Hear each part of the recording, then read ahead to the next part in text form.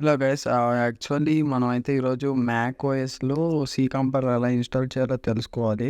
Actually ఏమైందంటే నా laptop చిన్న ఇష్యూ రావడం వల్ల నేనైతే కంప్లీట్ ప్రాసెస్ అయితే చూపించలేకపోతా. బట్ అయితే మీకు ఎలా చేయాలనేది క్లారిటీగా అయితే చూపిస్తాను.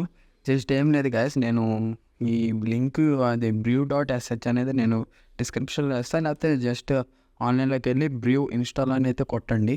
కొట్టిన తర్వాత ఏమవుతుందంటే మీకు ఒక లింక్ చూపిస్తుంది అక్కడ. చూసారు కదా! ఇక్కడ ఈ కాపీ లింక్ అని వస్తుంది కదా!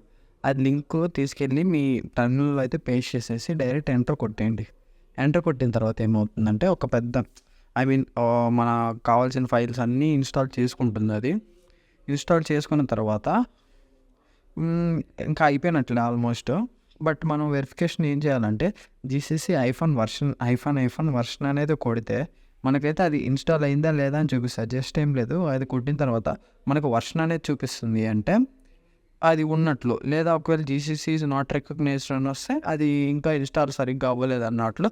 అప్పుడు మళ్ళీ అన్‌ఇన్‌స్టాల్ అని వెబ్‌సైట్‌లో కొడితే కాపీ లింక్ అయితే వస్తది. దాన్ని మళ్ళీ కొట్టేసి మళ్ళీ ఒకసారి రీఇన్‌స్టాల్ చేసేస్తే సెట్ అవుతుంది. So thank you guys. Video నచ్చితే లైక్ చేయండి. అలాగే సబ్స్క్రైబ్ చేయండి. చాలామంది అయితే సబ్స్క్రైబ్ చేయకుండా మన వీడియోస్ చూస్తున్నారు. ఓన్లీ 5% పర్సన్స్ అయితే మన వీడియోని అయితే సబ్స్క్రైబ్ చేస్తున్నారు. మిగతా 95% అయితే సబ్స్క్రైబ్ చేయట్లేదు. సబ్స్క్రైబ్ చేయండి గైస్. సబ్స్క్రైబ్ చేస్తేనే నాకు కూడా ఒక మోటివేషన్‌లా ఉంటుంది. మోటివేషన్ అంటే మంచిగా ఇంకా కొత్త వీడియోలు చేయబోతున్నాం.